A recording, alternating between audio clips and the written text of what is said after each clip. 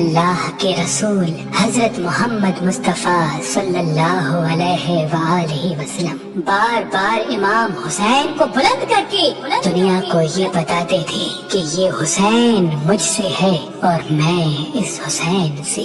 اے لوگو، اگر اس حسین پہ کوئی مشکل وقت آ جائے اور یہ تم سے مدد طلب کرے تو اس کا ساتھ دینا، کیونکہ یہ جنت کے جوانوں کا سردار ہے، میرا خون ہے، میری اولاد ہے۔ لیکن افسوس، ابھی رسول اللہ کی رحلت کو تھوڑا وقت ہی گزرا تھا کہ کربلا کے میدان میں ایک طرف 9 لاکھ کا مجمع تھا تو دوسری طرف وہ حسین جس کو اللہ کے رسول اپنے کندھوں پہ سوار کرتے تھے، امام حسین علیہ السلام اپنے نانا کی امت سے بار بار کہتے رہے کہ کیوں میرا رستہ روکا ہے؟ اے لوگو، پہچانو، میں تمہارے نبی کا نواسا ہوں، کیوں 3 دن سے میرے بچوں کو پیاسا رکھا ہے؟ کیوں میرے عزیز و اقارب کو شہید کیا ہے؟ بتاؤ، کیا میں نے رسول اللہ کی شریعت میں ترامیم کی ہے؟ کسی انسان کا حق کھایا ہے؟ کسی انسان پہ ظلم کیا ہے؟ اتنے میں فوج یزید ایک آواز میں کہنے لگی، اے حسین، ہم سب تجھے تیرے بابا علی کے بغض میں قتل کر رہے ہیں تاکہ یزید ہماری جھولیاں دولت سے بھر دے۔ امام حسین نے فرمایا، اے لوگو، آج جس اسلام کا علم تمہارے ہاتھوں میں بلند ہے، یہ علم میرے بابا علی نے بلند کیا، مت بھولنا۔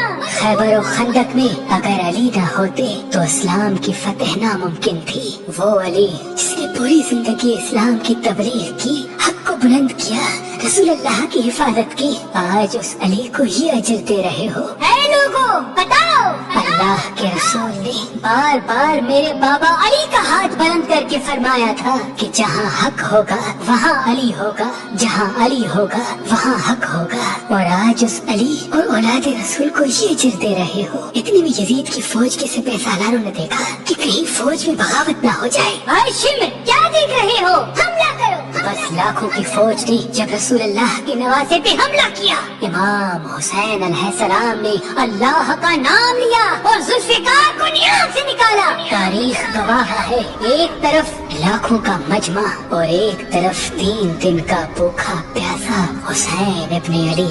زمین پہ اس طرح کی جنگ پہلے کبھی نہیں دیکھی تھی کہ ایک تنہا انسان لاکھوں کے مجمع کو اس طرح سے فنار کر رہا ہے کہ فوجی اشقیاء واپس پلٹ کے بھاگنے لگی۔ امام حسین فوجی یزید سے مخاطب ہو کے فرماتے ہیں، آؤ، 3 دن کے بھوکے کی جنگ دیکھو، 3 دن کے پیاسے کی جنگ دیکھو، رسول کے اس نواسے کی جنگ دیکھو، اس کی جنگ دیکھو جس کا جوان بھائی مارا گیا، جس کے جوان بیٹے کو نظروں کے سامنے قتل کیا گیا، جس نے اپنے ہی ہاتھوں سے اپنے بچے کی قبر بنائی۔ امام حسین شیر کی طرح فوجی یزید سے لڑ رہے ہیں۔ اتنے میں آواز غائب آتی ہے، حسین، تیرا اللہ تجھ سے راضی ہوا۔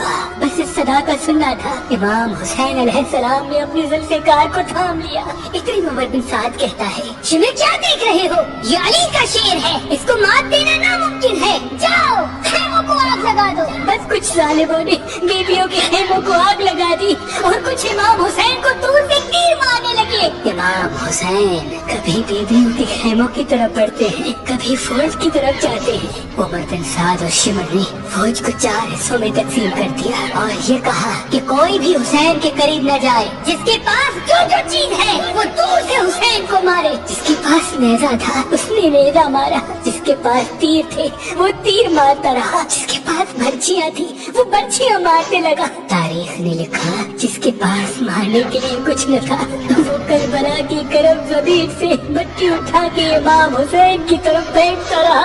امام حسین کے جسم مبارک پہ ہزاروں زخم لگتے رہے۔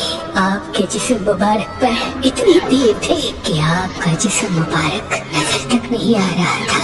بس جیسے ہی نواسا رسول گھوڑے کی زین سے زمین پہ آتے ہیں، فوجی یزید جھومنا شروع کر دیتی ہے، لیکن اتنے میں وہ گھوڑا جس پہ آپ سواری کیا کرتے تھے وہ امام حسین کے چاروں طرف گھومنا شروع کر دیتا ہے تاکہ تیروں سے میں اپنی آقا حسین کو بچا لوں۔ وہ گھوڑا دوڑ ہی رہا تھا، اتنے میں عمر بن سعد نے کہا، اے لوگو رکو، میں نے اپنی آنکھوں سے دیکھا تھا اس घोड़े पे अल्लाह के रसूल सवारी करते थे, कहीं तीर इस घोड़े को न लगे और यूं तीरों को चलाना बंद किया गया। अफसोस है उन लोगों को उस घोड़े का तो एहतराम मालूम था जिस पे रसूलुल्लाह सवारी किया करते थे, लेकिन उस हुसैन का एहतराम भूल चुके जिनको अपने कंधों पे सवार करके उम्मत को दिखाया करते थे। बस इमाम हुसैन अलैहिस्सलाम जमीन करबला पे अपना सर रख के अल्लाह का शुक्र कर रहे हैं और वहाँ फौजी यजीद के मुख्तलिफ सिपाही इमाम हुसैन का सर काटने के लिए करीब आते हैं। जो भी करीब आके इमाम हुसैन के सर को देखे तो उसे इमाम हुसैन के चेहरे में रसूलुल्लाह का चेहरा नजर आए और वो चीख के दूर चला जाए। इतने में शिमर कहने लगा, ये काम मुझसे ही होना है। जैसे ही शिमर ने खंजर इमाम हुसैन के गले पे रखा तो वो देखी इमाम हुसैन के लब हिल रहे हैं। उसने सोचा हमने हुसैन का पूरा खानदान कत्ल कर दिया, 3 दिन तक हुसैन के बच्चों को प्यासा रखा, शायद हुसैन हमें बद्दुआ दे रहे होंगे। सुनने के लिए कान करीब करी तो क्या सुनी, इमाम हुसैन अलैहिस्सलाम अल्लाह की दरबार में अल्लाह की नेमतों का शुक्र कर रहे हैं कि ऐ अल्लाह तेरा शुक्र है कि इस अजीम इम्तिहान के लिए तूने इस हुसैन को चुना। इतने में इमाम हुसैन ने आंखें खोली और शिमर से कहा, ऐ शिमर क्या तू नहीं जानता मैं रसूलुल्लाह का नवासा हूँ, जन्नत का सरदार हूँ, हक पे हूँ, बेजुर्म हूँ। शिमर ने कहा, हाँ मुझे मालूम है। फिर आपने फरमाया तो क्यों कत्ल कर रहे हो? शिमर ने कहा, ताकि यजीद मेरी झोली दुनियावी दौलत से भर दे। बस ये कहते कहते शिमर इमाम हुसैन का गला काटता रहा और फौजी यजीद मुसलसल झूमती रही। इमाम हुसैन के सर कलम होने के बाद सादात को लूटा गया। इमाम हुसैन के सर मुबारक को लोग सीना पे बुलंद कर दिया। बीबी सकीना को तमाचे मारने लगे। रसूलुल्लाह की नवासियों के सरों से चादर को लूट लिया और इमाम हुसैन के जिस्म मुबारक की तौहीद करने लगे। तारीख ने लिखा, इमाम हुसैन के जिस्म पर जो जो चीजें थी उनको लूटने लगे। इतने में एक शख्स इमाम हुसैन के जिस्म के करीब आया। इमाम हुसैन के हाथ में एक अंगूठी पहनी थी, उतारने की कोशिश की, न उतरी। वो उंगली काट के अंगूठी ले गया। आपके जिस्म मुबारक को रस्सियों से बांध के करबला की गर्म जमीन पे इधर से उधर कराया गया।